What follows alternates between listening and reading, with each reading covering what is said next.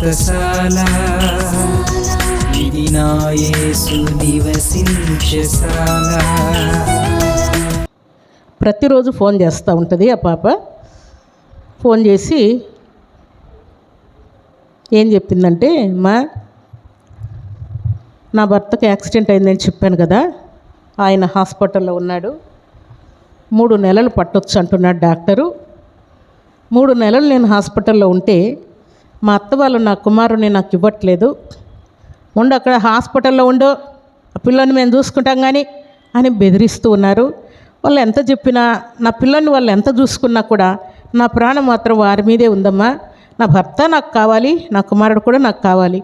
ఆయన 3 నెలలు హాస్పిటల్లో ఉంటే 3 నెలలు నా పిల్లల్ని వారు నాకు దూరంగానే ఉంచుతారు. 2 రోజులకు వస్తారు, 3 రోజులకు వస్తారు. హాస్పిటల్ నుండి ఇంటికి వెళ్ళి కుమారుడిని చూసుకొని పాలిచ్చి వానికి స్నానం చేయించి వాని మంచి చెడ్డలు ఏమైనా చూసుకొని వద్దామంటే నన్ను పంపించట్లేదు. చాలా దుఃఖంగా ఉంది నాకు, నా పిల్లోడు ఎట్లో ఏమో అని బాధగా ఉందని ఏడ్చింది ఆ కుమార్తె. అప్పుడు నేను చెప్పానమ్మా, 3 నెలలు ఆయన ఏమి ఉండడు, నువ్వేం టెన్షన్ పడొద్దు, నేను ప్రార్థన చేస్తాను, దేవుడు అనుకుంటే 3 రోజుల్లోనే ఆయన డిశ్చార్జ్ అవుతాడు, నువ్వేం టెన్షన్ పడొద్దు అని చెప్పాను. అని చెప్పి ఆ కుమార్తె కన్నీళ్ళు తుడవడానికి నేను బలమైనటువంటి మాట ఆ కుమార్తెతో పలికాను. పలికి నేను మర్చిపోయాను. ఇంకా ప్రార్థన చేస్తున్నా, ప్రభువా ఆయనకు కొంచెం తొందరగా స్వస్థత ఇచ్చి తొందరగా హాస్పిటల్ నుండి రావాలి, భర్తని కుమారుడిని చూసుకోవటానికి ఆ బిడ్డకు వీలు కలుగుతుంది. హాస్పిటల్లో ఉంటే కుమారుడు 6 నెలల కుమారుని వదిలి తల్లి ఉండలేకపోతుంది, భర్త చూస్తే చాలా బాధలో ఉన్నాడయ్యా అని ప్రార్థన చేసి ఆ కుమార్తె 2వ రోజు నాకు ఫోన్ చేసింది. ఫోన్ చేసి, మా నిండా వందనాలమ్మా మీకు అనింది. ఏమ్మా ఏం జరిగింది అంటే, నా భర్తను నిన్నే డిశ్చార్జ్ చేశారమ్మా, ఏం పర్వాలేదు, అంత బాగానే ఉంది. ఏమన్నారు ఫస్ట్ చెప్పండి?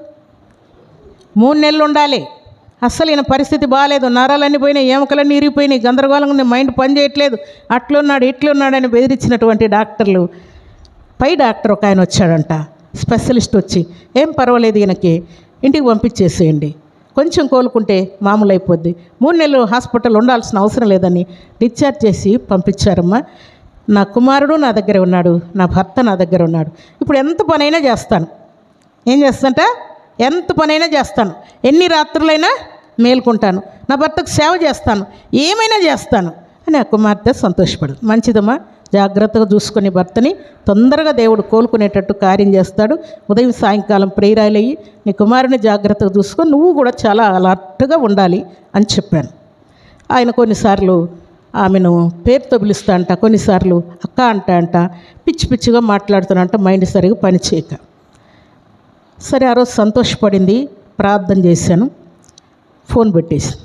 మరుసటి రోజే మరలా ఓ అని ఏడ్చుకుంటూ మరలా ఫోన్ చేసింది. ఏమ్మా ఏం జరిగింది అంటే, ఆ కుమార్తె దుఃఖపడుకుంటూ, నా భర్తకు మైండ్ పని చేయట్లేదు, ఆయన మైండ్ పని చేయని కారణం చేత నా దగ్గర భార్య ఉందా, తల్లి ఉందా, తండ్రి ఉన్నాడా, బంధువులు ఉన్నారా, నా అక్కలు ఉన్నారా, నా చెల్లెళ్ళు ఉన్నారా, ఏమి గుర్తుపట్టలేకపోతున్నాడు. అందుకని రాత్రి నేను పడుకొని నా కుమారునికి పాలిద్దామని లేస్తే నా ప్రక్కలో మా మామ వచ్చి పడుకున్నాడు అని ఆ కుమార్తె ఓ అని ఏడుస్తూ ఉంది. ఎవరైనా భర్త తండ్రి అంటే ఆ కుమార్తె భర్తే సీరియస్గా ఉన్నాడని ఎంతో దుఃఖపడి ఏడుస్తూ ఉంటే, ఆ దుఃఖంలో ఆమె బాధపడుతూ ఉంటే ఎంత దుర్మార్గం చూడండి ప్రియులారా. కుమారుడికి మైండ్ పని చేయట్లేదని, వాడేం పట్టించుకోడలే అని ఈయన ఆ పాప దగ్గర వచ్చి పడుకున్నాడు. ఆమె వెంటనే దిగ్గున లేచి, ఏం మామ ఇక్కడ పడుకున్నావు ఏమంటే, వాడు అరుస్తున్నాడమ్మా, వాడు అరుస్తూ ఉంటే నిన్నేమైనా ఇబ్బంది పెడతాడేమో, వాడు నొప్పులు తట్టుకోలేక అరుస్తున్నాడు కదా, వాడు నిన్నేమైనా ఇబ్బంది పెడతాడేమో అని ఇక్కడ పడుకున్నానులేమ్మా, నేనేమన్నానమ్మా నిన్ను అంటూ ఉన్నాడు. ఇలాంటి దుర్మార్గపు క్రియలు జరిగేటువంటి కాలంలో మనం ఉన్నాం. తండ్రులైనటువంటి వారు, భర్తలైనటువంటి వారు, అన్నలైనటువంటి వారు భయం కలిగి బ్రతకండి ప్రియులారా.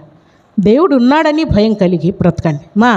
ఏం పర్వాలేదు, కొద్దిసేపు నువ్వు పిల్లలతో రెస్ట్ తీసుకోపో, నేను చూసుకుంటాను వాడిని అని తల్లిదండ్రులు ధైర్యం చెప్పాల్సింది పోయి, ఆ కుమార్తె రాత్రులు నిద్ర లేకుండా ఏడుస్తూ బాధపడుకుంటూ, చిన్నబిడ్డ 6 నెలల బాబును చూసుకుంటూ, భర్త కేకలు అరుపులు, మరి హాస్పిటల్లో వేదన పడినటువంటి కుమార్తెకు కొంచెమైనా నెమ్మది ఇవ్వకుండా మరలా ఈయన దుర్మార్గంగా ఆ కుమార్తె ప్రక్కన పోయి పడుకున్నాడు. అయితే ఆయన ఇలాంటి ఆలోచన, ఆమె పక్కన పోయి పడుకోవాలా అన్నటువంటి ఆలోచన దుర్మార్గమైనటువంటి ఆలోచన. దేవుని సన్నిధిలో చేరినటువంటి దేవుని బిడ్డలు ఇలాంటి దుర్మార్గపు ఆలోచన, భార్యలు భర్తలు ఎంతమంది ఉన్నా కూడా పిల్లలను వదిలేసి, భర్తను వదిలేసి, భార్యను వదిలేసి ఇలాంటి దుర్మార్గపు క్రియలు ఎక్కడ అవకాశం దొరికితే అక్కడ. మొన్న మధ్యలో మనం చూసాం కదా, టీవీలో చూపించారు. 13 సంవత్సరాల పాపను ఏం చేశారు? 30 మంది రేప్ చేసి చంపేశారు. ఎంత సంవత్సరాలు? 13 సంవత్సరాలు. చిన్న బిడ్డ స్కూల్కి వెళ్ళి వస్తుంటే కిడ్నాప్ చేసి ఆటో అబ్బాయి ఒక హోటల్కి ఆ కుమార్తెను అబ్బేస్తే హోటల్ వాళ్ళు ఆ హోటల్ తిప్పి ఆ పాప పూర్తిగా చనిపోయేటట్టుగా చేశారు. ఇంత దుర్మార్గమైనటువంటి క్రియలు ఎవరి వల్ల జరుగుతున్నాయి? మన వల్లనే కదా జరిగేది, మన వల్లనే కదా. మనము బహు జాగ్రత్తగా, భయం కలిగి, భక్తి కలిగి దేవునికి లోబడితే ఇలాంటి దుర్మార్గపు క్రియలు జరగకుండా జాగ్రత్త పడతాం. అయితే నేను చెప్పాను ఆ కుమార్తెకమ్మా, ఆయన నీ పక్కకు వచ్చాడు కదా, నిన్నేం తాకలేదు అంటున్నావు కాబట్టి జాగ్రత్తగా ఉండాలి. నువ్వు ఇప్పుడు నువ్వు మీ మామే కాదు, నీ భర్త సరిగా లేడన్న విషయం తెలిసి ఇలాంటి దుర్మార్గులు ఎంతోమంది వస్తారు.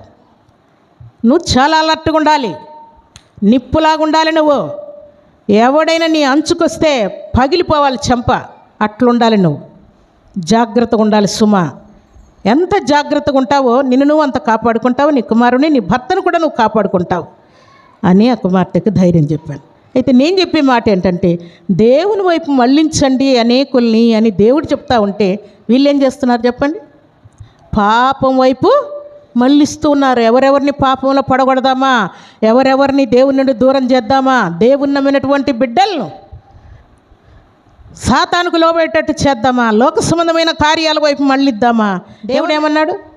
నువ్వేం ముట్టాల్సిన పని లేదు, పాపం చేయాల్సిన పని లేదు. ఏది పాపం అన్నాడు దేవుడు చెప్పండి? చూపే పాపం అన్నాడు దేవుడు. అసలు నువ్వు వేరే రకంగా నువ్వు చూస్తేనే నీ కళ్ళు పీకేసేంత కోపం వస్తుంది దేవునికి. మీకు తెలుసా సంగతి? మాటలు ఇలాంటి పనులు చేస్తూ ఉంటే దేవునికి ఎంత కోపం వస్తుంది చూడండి. మనం ఎక్కడున్నా, బస్సులో ఉన్నా, బజార్లో ఉన్నా, పొలంలో ఉన్నా, ఆఫీస్లో ఉన్నా, కాలేజీలో ఉన్నా ఎవరు భయపడాలి చెప్పండి? ఎవరు భయపడాలా? దేవుడు ఉన్నాడని భయం కలిగి బ్రతకాలి. అందుకే యోసేపు ఏం చేశాడు చెప్పండి? యోసేపు ఏం చేశాడు? పోతిఫరు భార్య పట్టుకొని పాపం చేయమంటే ఏమన్నాడు? యెహోవాకు విరోధముగా ఇంత ఘోరమైన పాపం నేను చేయలేను. ఆమె ఏం చేయాలనుకున్నది? యోసేపు నీతిమంతుడు కాబట్టి యోసేపును పాపములో పడగొట్టడానికి, యోసేపును పాపం వైపు తిప్పివేయడానికి ఆమె ప్లాన్ చేసింది. కానీ ఆయన తిరిగాడా? పారిపోయాడు. ప్రభు బిడ్డలు నిజంగా దేవునికి భయపడే వాళ్ళు ఉంటే ఎక్స్ట్రా మాటలు మీ నోటికి రావు అంతే. ఎక్స్ట్రా మాటలు మీ నోటికి రావు అంతే. మీ మాటలు కొద్దిగా ఉంటాయి, శుద్ధిగా ఉంటాయి. మాట్లాడడానికి మీరు నిదానిస్తారు, వినటానికి వేగిరపడతారు. అది దేవుని బిడ్డల లక్షణం.